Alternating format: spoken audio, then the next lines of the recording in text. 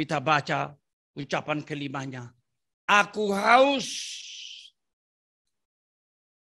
Kembali lagi ini seruan penderitaan. Tapi para penafsir berkata ini setelah penderitaan rohani, masuk penderitaan jasmani. Orang lapar bisa ditahan. Tapi orang haus seringkali gak kuat. Ucapan keempat dan kelima karena itu adalah sangat jelas. Menunjukkan betapa besar, berat penderitaan Tuhan Yesus. Jasmani dan rohani. Ucapan ini menggambarkan penderitaan jasmani yang sangat hebat. Setelah berjam-jam mulai hari Kamis dipimpong. Lalu kemudian dibantai di pengadilan Pilatus. Kemudian naik ke Bukit Golgota. Kemudian digantung di sana. Setelah 6 jam tergantung. Sesudah itu dia berkata, aku haus. Sebenarnya saya ingin menggali ayat ini lebih dalam. Tapi kita nggak ada waktu. Saya singkat saja. Doakan pada waktu yang datang kita bisa. Mari kita paham ini secara mudah dulu.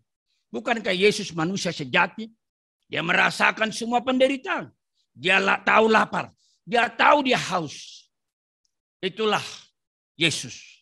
Maka ketika sudah lama, darah sudah habis bercucur, mahkota duri, cambuk, paku, wajar dong kalau haus. Tetapi saya mau singkat saja. Saya ini penafsir Yohanes. Saya ini the student of John. Saya tidak puas dengan penafsiran seperti ini. Sekiranya Leon Morris masih hidup, saya akan berkata, I agree sampai sebatas itu. But we must go beyond that. Remember, this is the book of John. Penuh dengan simbol-simbol. Bagaimana saya memahami Yesus hanya menggambarkan kehausan jasmani. Dia pernah berkata kepada perempuan di pinggir sumur itu, akulah air hidup. Barang siapa haus datang kepadaku. Barang siapa percaya kepadaku, maka akan mengalir aliran-aliran air hidup. Dialah air sungai kehidupan yang digambarkan oleh Nabi Joel itu. Yohanes pasal 7 ketika orang Yahudi sedang merayakan hari raya air, berharap datang air, maka dia berkata, barang siapa haus, baiklah datang kepadaku dan minum. Barang siapa percaya kepadaku, maka akan mengalir aliran-aliran air hidup. Kepada perempuan berdosa itu dia berkata, akulah air hidup yang kau cari. Barang siapa datang kepadaku, dia tidak akan haus lagi. Melainkan dari dalam dirinya akan memancar terus. Dia berkata dia domba. Itu simbol. Akulah pintu. Itu simbol. Robohkan bait Allah ini. Kubangun 3 hari. Itu simbol. Banyak sekali. Ketika Yudas menjual setelah perjamuan itu, Yohanes menulis hari itu malam hari. Apakah mau hanya mengatakan informasi jam? Matahari tidak ada lagi. Ataukah kembali simbol? Dunia ini gelap. Lihatlah gurunya yang mengasihinya dijual. Karena itu tadi saya sebelum ke sini saya menangis. Gak bisa menahan haru. Tuhan, apa yang kau maksud dengan aku haus? Apalagi saya ingat sebelum Yesus meninggalkan dunia ini, Markus mencatat 2 tindakan. 1, tindakan perempuan dengan minyak narwastu. 1 dengan Judas.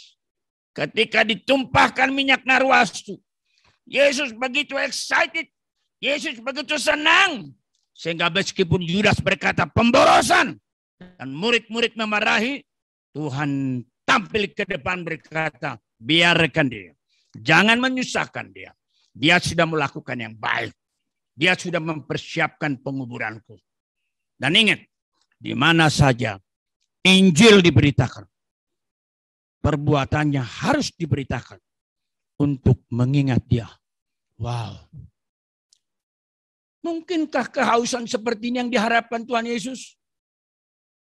Saya sejak inkarnasi di Bethlehem, lalu kemudian memulai pelayanan saya sesudah dibaptis, bertahun-tahun, dari bangun pagi sampai larut malam, bangun pagi larut malam, segala-galanya sudah kulakukan.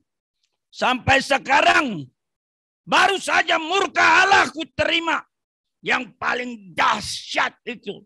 Dan karena itu aku berkata, Elahi, Elahi, lama ajaftani. I have done everything for you. Kemudian aku haus. Mari berdoa. Haus apakah Tuhanku itu? Saya seperti tadi sambil berjalan. Aku haus. Di manakah mahasiswa-mahasiswa teologi yang mengenal rencanaku, kehendakku, kerajaanku, dan karena itu menjawabnya. Di manakah dosen-dosen teologi yang S1, yang berjuang S2, yang berjuang S3, makin mengenal, makin tajam, makin nempel, bagaikan paku, melekatkan dia ke salib itu. Eka Dharma Putra berkata dalam dialog imajiner, Eka, jangan salah. Yang membuat aku melekat di salib itu bukan paku itu. Eka, ingatlah, memang pakunya besar, memang pakunya tajam. Tetapi bukanlah itu yang membuat aku melekat ke salib. Karena cintaku kepadamu lah. Orang berkata cinta itu buta. Aku berkata cinta itu melek. Aku sedang melihat, aku sedang menghitung. Kalau aku terima, berarti penderitaan, aniaya bagiku. Kalau aku tolak, berarti kebahagiaan bagiku. Tetapi aniaya bagi umatku. Aku haus.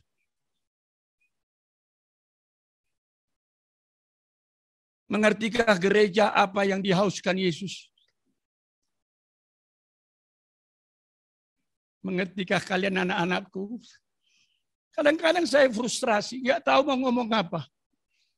Kalau kadang-kadang saya marah di depan kalian, luar biasa tidak bisa seperti menahan. Adalah juga karena kehausan.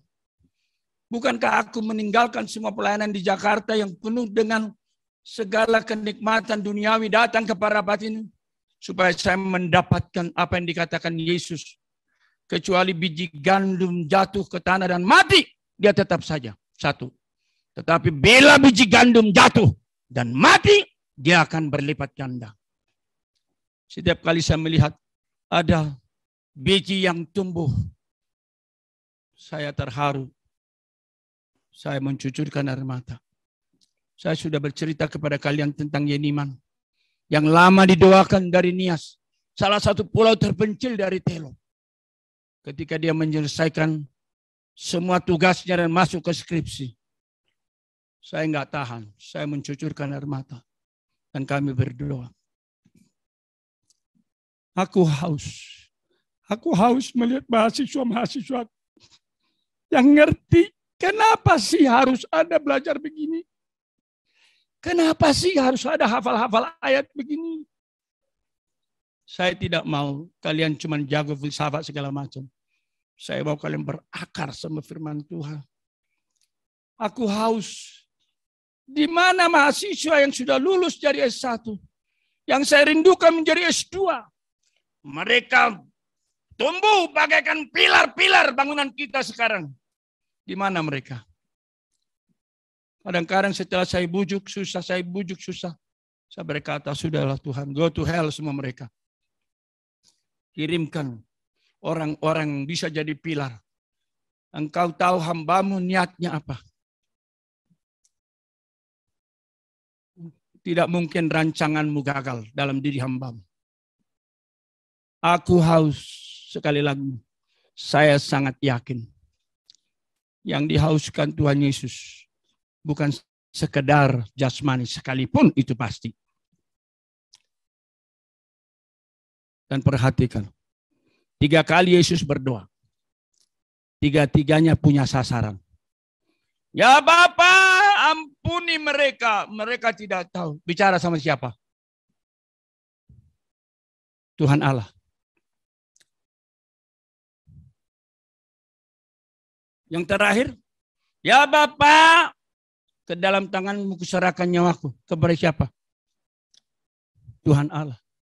Yang kedua, hari ini engkau bersama aku di Firdaus. Kepada siapa? Penjahat yang luar biasa itu. Yang ketiga, perempuan lihat anakmu, anak lihatlah ibumu. Kepada siapa? Kepada Yohanes dan Maria. Eli, Eli, lama sabatan. Kepada siapa? Tuhan Allah. Yang kelima, kepada siapa? Aku haus. Ini kepada siapa ini? Jawab Marito. Jawab Wiwi. Tuhanmu berkata, aku haus. Setelah seluruh tubuh babak belur. Mahkota duri. Allah yang sejati, yang pernah jadi manusia sejati. Berapa waktu yang lalu dia berteriak-teriak. Allahku mengapa meninggalkan aku? Tidak ada jawaban.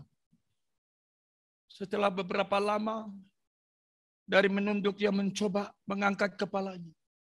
Lalu dia keluarlah kalimat ini. Aku haus. Kalau kita mengerti sekarang sinyal, maka ini sudah lari ke seluruh semesta. Aku haus. Kalimat aku haus telah menerobos ke seluruh ruang-ruang. Aku haus. Aku haus. Saya hanya bisa berdoa. Kalian anak-anakku, rekan-rekanku, dosen, pimpinan Trinity, dan semua yang di Zoom, di live streaming, Roh Allah menerangi hatimu, hati kita. Kita dibawa kepada jawaban yang tepat. Ya Tuhan, Kau haus. Engkau begitu excited, begitu senang terhadap minyak narwastu perempuan itu. Mungkinkah engkau juga sedang meminta, menantikan dari saya minyak narwastu? Karena itu engkau berkata, di mana saja Injil diberitakan di seluruh dunia, perbuatannya harus diberitakan. Aku merindukan ada orang mengenal kasihku, meresponi kasihku, memboroskan hidupnya untuk aku yang telah lebih dahulu memboroskan hidupku.